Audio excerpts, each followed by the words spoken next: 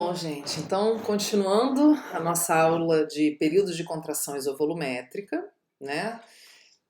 Então, uma parte 2. Então, a gente estava vendo que nesse período a gente vai ter o principal evento é esse aumento da pressão, né? Que é o que a gente chama da pós-carga. Essa que vai determinar a intensidade de contração dessa musculatura. O que determina a intensidade dessa contração? Vai ser a pressão da artéria para onde esse sangue vai ser enviado. Então, eu comentei com vocês, ó, nesse período a gente vai ter o grande evento, o aumento da pressão, né? Que a gente observa no gráfico aqui, ó, a linha vermelha subindo, tá vendo? Nesse intervalinho que a gente está falando, que é esse período, né, de contração isovolumétrica. Então, a gente tem, pensem, o compartimento ventricular fechado. Fechado por quê? Porque as válvulas todas estão fechadas, então ninguém entra, ninguém sai em termos de sangue, não entra sangue nem sai sangue. E as paredes em contração, comprimindo esse sangue que está ali dentro, né? Então isso produz esse aumento da pressão. E essa pressão tem que subir até atingir um valor maior do que o valor da pressão da artéria, ó. Aí quando atinge esse valor, a gente tem o início do período seguinte, o segundo período sistólico, que é o período de ejeção. Então no ventrículo esquerdo essa subida tem que ser até 80, na pessoa que tem uma pressão normal, vamos dizer assim, arterial, a gente vai falar disso agora. E no ventrículo direito tem que subir até 8. Então a subidinha do ventrículo direito é daqui, ó, do 0 ao 8, é esse pedacinho aqui pequenininho, o início da subida do esquerdo, né? Aqui o ventrículo direito, mostrando o trabalho que ele tem, ó, aqui, né, a pressão dele subindo. Então o desenho, você vê que a curva que é produzida é parecida com a do ventrículo esquerdo, mas é uma intensidade que fica aqui embaixo, ó, né, essa alteração. A do ventrículo esquerdo vai lá em cima, faz um subidão. Então o ventrículo esquerdo se esforça muito mais que o direito, né, por isso que ele fica mais espesso, a gente tem uma hipertrofia natural, aquilo que eu comentei com vocês antes. Então é o seguinte, vamos entender um pouquinho de pressão arterial para a gente entender esse trabalho ventricular. Então olha lá, gente. Então aquilo que eu comentei com vocês, a pressão é a força que vai impulsionar o sangue no sistema cardiovascular, quer dizer, que vai empurrar esse sangue lá dentro. Se a gente não tem pressão, a gente não tem fluxo sanguíneo.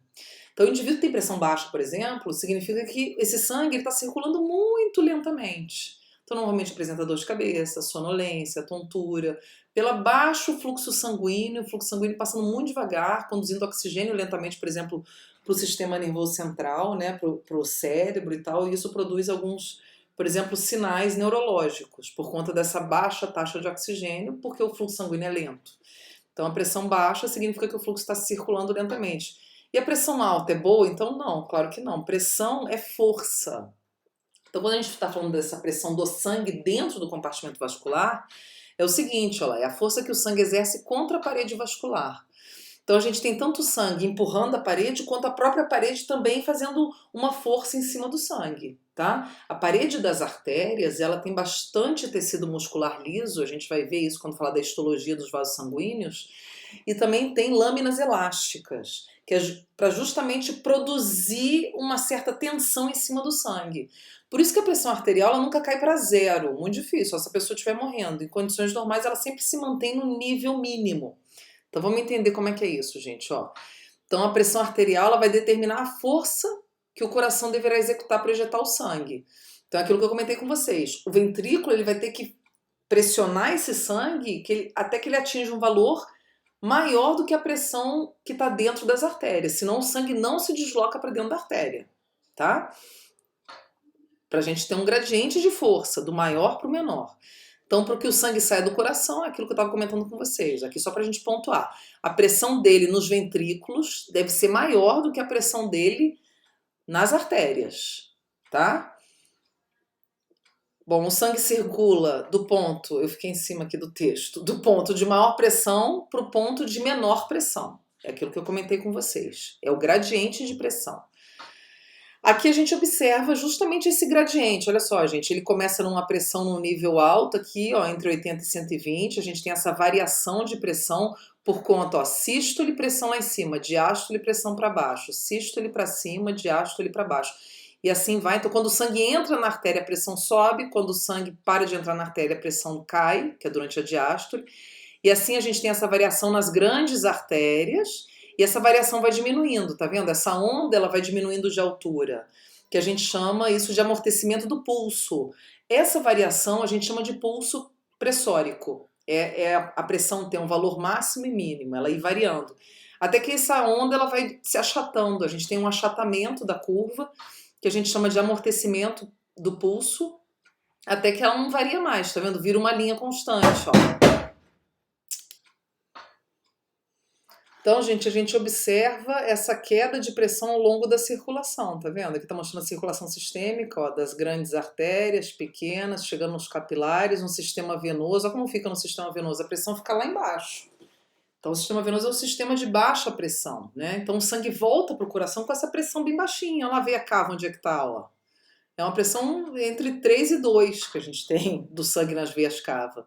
Aqui na circulação pulmonar, ó, que é num nível sempre mais baixo. Né? Mas a gente tem uma pressão um pouco maior nas artérias e depois a mesma coisa. A gente tem esse sangue voltando pelas veias pulmonares lá para o átrio esquerdo com a pressãozinha lá embaixo, pequenininha. E na aorta a pressão está aqui em cima. Ó. Então o ventrículo vai ter que jogar o sangue do sistema de baixa pressão para o sistema de alta pressão. Por isso que a gente tem esse período. Esse período, a importância dele está nisso. Em servir e contra a corrente, né? Contra a natureza, contra o gradiente. Fazer, vamos dizer, o transporte ativo do sangue.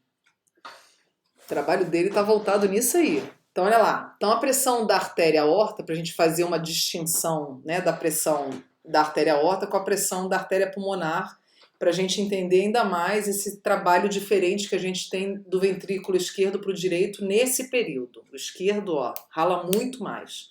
Então, lá, a gente tem na artéria aorta e nas artérias que são ramificações da aorta, a gente vai ter esse nível de pressão também. A gente vai ter uma pressão mínima, que a gente observa durante a diástole, quer dizer, quando o sangue não está entrando no compartimento arterial, que ela é de 80 milímetros de mercúrio, né? Então a gente usa essa unidade para se referir à pressão.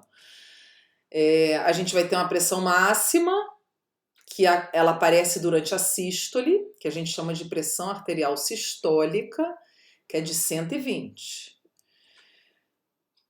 Então, essas pressões, esses valores, eles podem variar muito de indivíduo para indivíduo, né? Só que a gente tem um valor que é considerado valor de referência, valor de normalidade. Então, normalmente, gente, a pressão normal, que a gente chama, quando o indivíduo tem essa pressão, a gente diz que a pessoa é normotensa, ela vai ter uma pressão aqui menor ou igual a 120 de máxima, de sistólica, e a diastólica menor ou igual a 80. Lembrando que se a máxima for menor que 90 e a mínima menor que 60, a gente diz que o indivíduo é hipotenso. Ele já não é mais normotenso, ele já tem pressão baixa, tá? Há pouco tempo surgiu essa nova classificação aqui, que é a pré-hipertensão, que é uma classificação que não se usava. Essa classificação é bem recente, tem uns 2 anos, eu acho.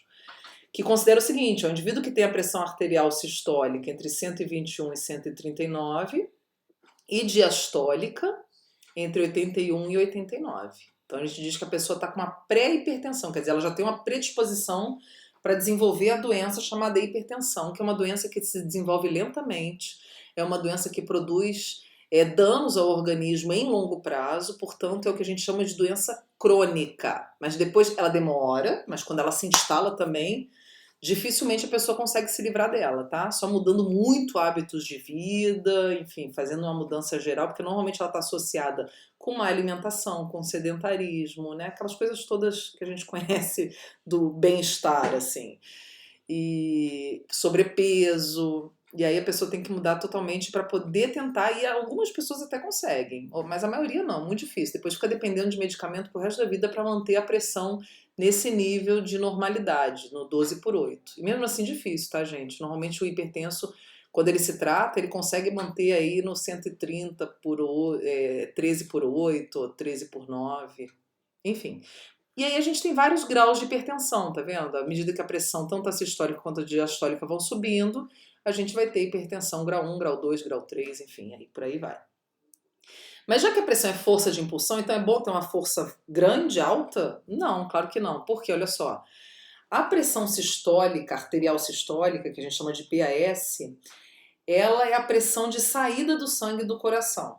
Então, quando o sangue sai do coração e cai na artéria, ela vai produzir essa pressão arterial máxima.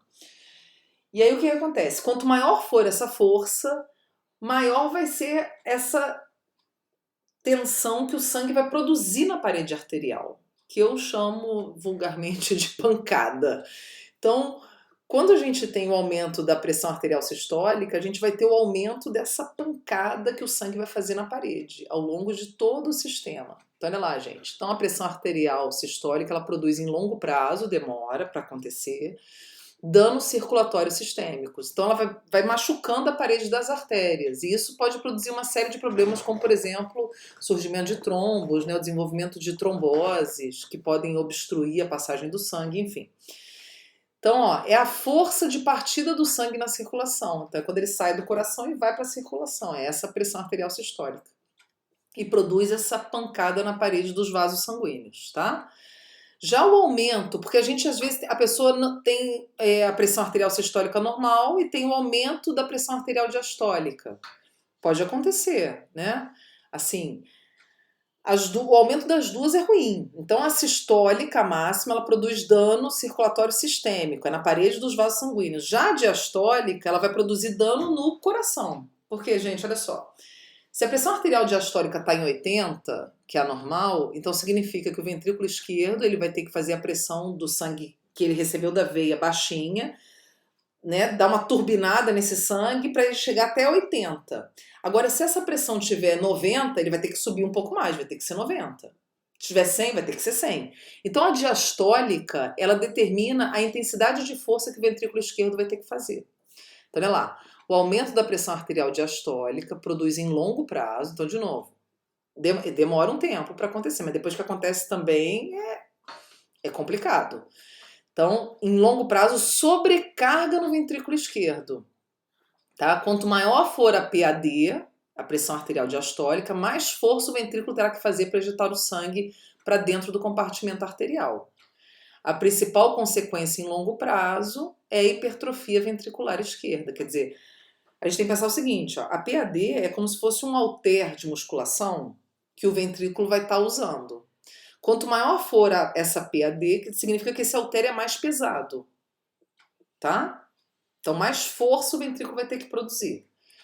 Ó, a pressão, e aí mais ele se desenvolve, hipertrofia, ele vai ficar mais malhado, vamos dizer assim, mas isso não é bom, porque diminui o compartimento, né? Vamos ver aqui, ó, e diminui a entrada de sangue para o ventrículo, ele vai ficando com a parede muito grossa e a luz, o lúmen dele, a parte oca, vai diminuindo aquele espaço intraventricular.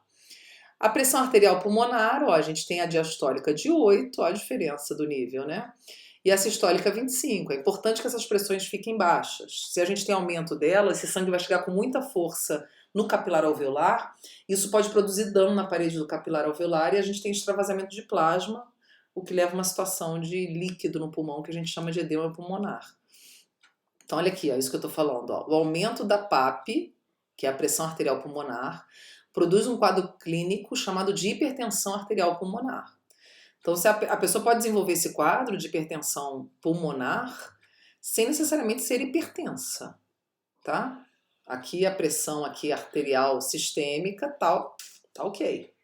Tá normal, tá 12 por 8 aqui, ó, 120 por 80.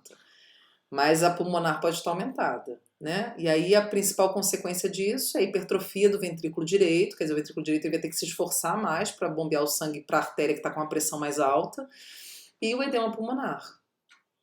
Então aqui a gente observa, olha só, né, o ventrículo com dimensões normais, ó, o esquerdo e o direito, tá vendo? O esquerdo é sempre mais grossinho do que o direito, porque o esforço dele é maior. E aqui hipertrofia nos dois ventrículos, ó que quadro sinistro aí. Aqui um corte transversal do coração, onde a gente vê ó, a parede ventricular direita e aqui uma parede ventricular esquerda bem hipertrofiada. Lá tem espaço para o sangue aqui, bem pouquinho, né? E aí o coração ele vai deixando de ser oco, vai se tornando maciço, isso pode levar a uma parada cardíaca, né? Bom, então vamos aplicar esse conhecimento, gente. Então, olha lá. Então, além da hipertensão produzir hipertrofia ventricular, a gente também tem o infarto agudo do miocárdio, tá? O IAM, que a hipertensão pode produzir. Então, como é que ela faz isso? Então, é o seguinte, ó. A gente sabe que na parede cardíaca a gente tem um monte de artérias que estão envolvidas na questão da nutrição dessa parede, artérias e veias, né? As artérias são as famosas coronárias, que vão estar lá naquela camada subepicardial, que a gente viu na histologia. Então elas nutrem, elas levam oxigênio para a parede cardíaca. Aí acontece o seguinte, ó, o aumento da pressão arterial diastólica da PAD vai produzir o quê? Vai produzir o aumento da duração do período de contração isovolumétrica. Quer dizer, se a PAD ela não está 80, ela está 90, está 100, aquela subida vai ser maior, então vai levar mais tempo para acontecer. Durante essa contração, o que a gente vai ter, gente? A gente vai ter a compressão das artérias coronárias. Então, quando a parede cardíaca está em contração, isso comprime as estruturas todas que estão ali, inclusive os vasinhos que nutrem, as mangueirinhas de nutrição da parede cardíaca. Vão ficar comprimidas. Aí a gente vai ter redução do fluxo sanguíneo, quer dizer, menos sangue vai passar pelas coronárias, consequentemente, menos oxigênio, que a gente chama de hipóxia, né? Hipo baixo, óxia oxigênio. Então a gente tem baixa oxigenação da parede cardíaca. E isso vai produzir morte celular, situação que a gente chama de infarto agudo do miocárdio, quer dizer, as células vão morrer por necrose, por falta de oxigênio, tá? A gente chama essa morte, ela é chamada essa morte celular de necrose, né? É uma lesão celular irreversível. E aqui é irreversível mesmo, a gente não tem reparo tecidual acontecendo. O reparo, na verdade, não é através de regeneração. Então aqui nessa imagem, ó, tá vendo a parede cardíaca aqui, bem vermelhinha, que a gente vê um ponto mais esbranquiçado, mais pálido, é o ponto de infarto. Aqui em cima também tem outros, ó. Então, onde houve redução da oxigenação. Existe um dispositivo chamado BIA, que é a sigla de balão intra-aórtico, que é colocado dentro da artéria aorta, e esse balão ele é inserido através de um catéter e tal, por uma artéria femoral, a gente vai falar dela depois. Aqui é o seguinte, a gente tem então esse dispositivo que tem um balão que ele infla, e isso dilata a artéria, e aí diminui a pressão dentro da artéria. E aí isso facilita o trabalho do ventrículo, tá? Isso aqui é colocado assim de maneira transitória, normalmente quando o indivíduo está esperando para fazer uma cirurgia cardíaca, está esperando para fazer um procedimento mais definitivo. Esse é só para dar uma segurada na onda aí, para a pessoa não ter uma falência cardíaca precoce, tá? Então é isso, gente. Espero que vocês tenham entendido. A gente vai continuar falando de pressão, né? Nos outros períodos, mas essa aqui foi para dar aquela noção geral, e aí nos próximos eu acho que vai ser mais fácil de entender, porque vocês já vão ter essa base que a gente trabalhou agora, tá bom?